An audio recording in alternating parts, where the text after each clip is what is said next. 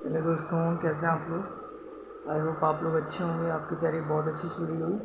तो दोस्तों, LIC video का इंटरव्यू चल रहा है 12 तारीख से लेकर के 23 तारीख तक होने वाला है। तो मेरा इंटरव्यू जो था 12 तारीख को था, वो फैज़ाबाद डिवीज़न से मैंने सेलेक्ट किया था। मेरा इंटरव्यू वहीं हुआ था। तो कुछ एक्सपीरियंस मैं शेयर करना चाहता हूँ आप लोगों से कि कैसे कैसे क्या हुआ, पहले क्या पूछा गया। और पहले तो हम लोग गए वहाँ पे फैज़ाबाद में। उसके बाद फिर हम लोगों को एक हॉल में बिठा दिया गया, D2C जिसका नाम था। उसमें वही था कि सारे बच्चे जो भी आ रहे होंगे उनको बिठा करके उसके बाद उनको डॉक्यूमेंट्स बायोमेट्रिक करवा करके फिर उसके बाद डॉक्यूमेंट्स वेरीफाई करवाना है। हम लोग गए, फिर हम लोग को बिठाया गया। उसके बाद जो है हम लोग को चाय पिलाई गई, चाय के साथ बिस्किट भी थे। फिर उसके बाद बायोमेट्रिक एक एक करके स्टूडेंट्स रोल नंबर वाइज जो इनका सीक्वेंस रहा होगा उसके हिसाब से उन बुलाया गया। फिर उसके बाद जो है बायोमेट्रिक मेरा पहले शिफ्ट में नहीं था, मैं 9 बजे ही पहुंच गया था, जबकि मेरे कॉल लेटर पे जो टाइमिंग थी वो 1 बजे थी। तो मैं पहले ही पहुंच गया था और मैं 9 बजे गया। बैठे तो फिर कुछ खाया भी नहीं था मैंने। फिर वहाँ कैंटीन थी, कैंटीन से कुछ खाया मैंने। उसके बाद फिर मेरा इंटरव्यू का जो टाइमिंग आया वो 5 बजे के आसपास आया। काफ़ी देर वेट करना पड़ा, तो मुझसे पहले जो बाकी स्टूडेंट्स थे उनका हो गया था। तो मैंने कुछ क्वेश्चंस नोट किए हुए हैं। हालांकि इसमें से 2-3 क्वेश्चन मुझे नहीं याद आ रहे हैं। मैं आपको बताता हूँ क्या क्या क्वेश्चन पूछे गए थे। तो सबसे पहले क्या हुआ कि डॉक्यूमेंट्स बायोमेट्रिक होने के बाद फिर वेरीफाई होने के लिए फिर एक अलग रूम हम बुक गए, वहाँ पे वेरीफाई हुआ। तो एक इशू आ गया, मेरा जो 12th की मार्कशीट थी उसका सर्टिफिकेट नहीं था ना, क्योंकि मैं CBSE बोर्ड से था। तो मुझे लगा कि हाई स्कूल में तो सर्टिफिकेट मिला नहीं था, और तो मुझे लगा कि इंटर में भी 12th में भी एक ही में सारी चीज़ें, मार्कशीट और स्टेटमेंट मार्कशीट और सर्टिफिकेट दोनों एक ही में होगा। तो इसीलिए मैं उतना अवेयर भी नहीं था। फिर वहाँ पे उन्होंने देखा, मुझे लगा कि यार मैं तो गया क्योंकि डॉक्यूमेंट्स ना होने के कारण दिक्कत हो जाती है। तो वहाँ पे ऐसा कुछ नहीं था, तो उन्होंने बोला कि ठीक है आप एक डिक्लेरेशन लिख के दे दीजिए। मेरे साथ 2-3 बच्चे और भी थे, उनका भी यही हाल था। उन्होंने भी यही कहा कि सर ऐसा तो कुछ था ही नहीं, हम लोग को एक ही मिला था, सर्टिफिकेट तो मिला ही नहीं। फिर उन्होंने डिक्लेरेशन लिखवा लिया कि आप लोग अगर 5 दिन में नहीं जमा करते हैं तो फिर आपका जो ये है प्रोसेस कैंसिल कर दिया जाएगा। तो फिर मैंने डिक्लेरेशन लिखा, लेकिन मेरे चयन नहीं था। तो मैंने सोचा, डिजी लॉकर के बारे में आप लोग जानते होंगे, वहाँ पे सारी डॉक्यूमेंट्स आपके एक अगर आधार से वेरीफाई करते हैं, उसके बाद रोल नंबर अपना डालते हैं तो सारे डॉक्यूमेंट्स आपको मिल जाएंगे। तो मैंने वही डाला। फिर मैंने देखा, अरे यार ये तो सर्टिफिकेट इस पे शो कर रहा है। फिर मैंने क्या किया, वहाँ से निकलवा करके दूसरे दिन मैंने जमा कर दिया था। फिर उन्होंने कहा फिर कोई दिक्कत नहीं, आपके डिक्लेरेशन फिर तो कोई वो नहीं है, डिक्लेरेशन की ज़रूरत नहीं है। हाँ, तो मैं बताता हूँ आपका यहाँ मेरा अपना इंटरव्यू क्या था। फिर हाँ, हम लोग क्या हुआ, डॉक्यूमेंट वेरीफाई होने के बाद फिर इंटरव्यू नीचे गए। वहाँ पे एक रूम था, बड़ा सा कॉन्फ्रेंस हॉल होता है। फिर वहाँ पे हम लोग को बिठा दिया गया। पहले से ऑलरेडी 4-5 बच्चे वहाँ पे थे, आपस में बात कर रहे थे कि भाई तुम्हारे से क्या पूछा गया, तुम्हारे से क्या पूछा गया। अच्छा, मैं एक चीज़ आप लोगों से कहना चाहता हूँ कि जो बच्चे आते हैं इंटरव्यू देके, आप उनसे पूछा मत करिए। 1-2 से पूछ लीजिए कि हाँ क्या कैसे क्वेश्चन पूछ रहे हैं, करंट से पूछ रहे हैं, क्या क्या पूछ रहे हैं। बस 2-3 बच्चों से आप पूछ लीजिए। बाकी जितने बच्चे हैं, एक बच्चा मेरे इंटरव्यू में मतलब हॉल में ऐसा था कि वो जितने बच्चे आते थे सबसे पूछता था कि भैया क्या पूछा गया, क्या पूछा गया, क्या पूछा गया। हम कहे यार पागल आगल है क्या, अभी कुछ भी देखो, ऐसा नहीं है कि जो आपसे पूछे वही दूसरे से भी पूछ ले, जो दूसरे से पूछे वही आपसे पूछे। आपसे डिफरेंट पूछ सकता है, कोई वो नहीं है, वो कुछ भी पूछ सकते हैं। आप जो पढ़ के गए हैं क्या पता वो ना पूछे, है ना, ये भी हो सकता है। फिर मैं जो है, जैसा कि पहले मैंने बताया कि 4-5 लोग पहले से इंटरव्यू में थे हॉल में, वहाँ पे गए वो लोग। फिर इसके बाद मेरा टर्न आता है। तो मैं एक अपना एक रियल बताऊँ, मेरे अंदर डर नहीं था। कि मैं इंटरव्यू में जा रहा हूँ। हालाँकि मेरा पहला इंटरव्यू था, LIC ऑडियो पहला एग्ज़ाम मेरा निकला है, पहला इंटरव्यू एक्सपीरियंस था मेरा। बहुत लोग डरते हैं कि हाँ पहला इंटरव्यू कैसा होगा, लेकिन मेरे अंदर मेरे डर नहीं था कि मैंने चलो ठीक है यार, होगा देखा जाएगा। फिर उसके बाद जो है मैं गया, एक होते हैं तो वो फाइल अपनी एक ले जाके पहले दे देते हैं जो हम लोग फिल करते हैं। उसके बाद जो है मैं इंटरव्यू में पहले सबसे पहले बोला कि मैं कमिंग सर। तो 5 लोग मेंबर में थे, पैनल मेंबर 5 लोग थे, एक थी मैम और 4 सर थे।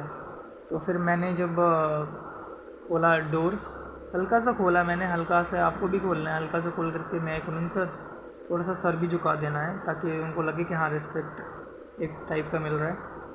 तो उन्होंने कहा ठीक है हाँ सौरभ जी आइए। फिर मैं वहाँ चेयर के पास खड़ा हो गया। उसके बाद विश किया उन लोगों को, सर को पहले विश किया गुड मॉर्निंग सर्स। उसके बाद मैम को देख के मैम को किया गुड मॉर्निंग मैम। उसके बाद गुड आफ्टरनून बोला मैंने, क्योंकि मेरा 12 बजे के बाद था। तो उसको उन्होंने बोला सौरभ जी बैठिए। फिर मैंने बैठा, फिर थैंक यू बोला, थैंक यू सर। उसके बाद जो बीच में बैठे थे, जो हेड होते हैं, अब बहुत लोग उनको चेयरमैन बोलते हैं, बहुत लोग मतलब सीनियर होते हैं, बाकी सब लोगों से सीनियर ही होते हैं। तो उन्होंने पूछा कि सौरभ जी आपका फैज़ाबाद आना कैसा हुआ।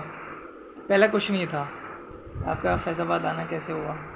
तो मैंने कहा सर मैंने एग्ज़ाम दिया था फॉर्म, यहाँ मैंने फैज़ाबाद डिवीज़न सेलेक्ट किया था और एग्ज़ाम क्लियर हुआ और आज इंटरव्यू देने आपके सामने पहुँचा। फिर थोड़ा सा मुस्कुराया वो, अच्छा ठीक है।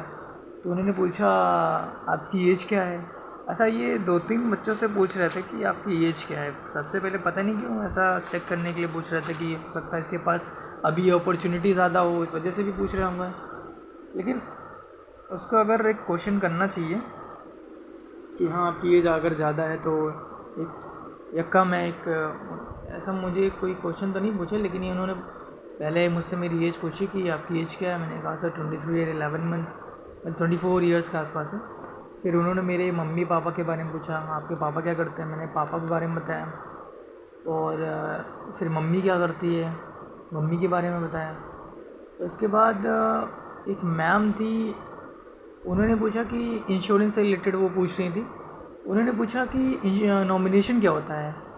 मैंने फिर मैम से बताया, मैम नॉमिनेशन वही होता है कि अगर कोई पॉलिसी, किसी व्यक्ति की पॉलिसी चल रही हो और अगर उस व्यक्ति की इन फ्यूचर डेथ हो जाती है या कोई कैजुअलिटी हो जाती है, तो वो नॉमिनी जो होता है वो सब पूरा क्लेम कर सकता है, उसको पूरा क्लेम मिल सकता है। तो मैम उसी को नॉमिनेशन कहते हैं। तो मैम ने कहा अच्छा ठीक है। फिर जो बीच में चेयरमैन सर थे, तो उन्होंने बोला कि आप ग्रेजुएशन में BSc किए हुए हैं।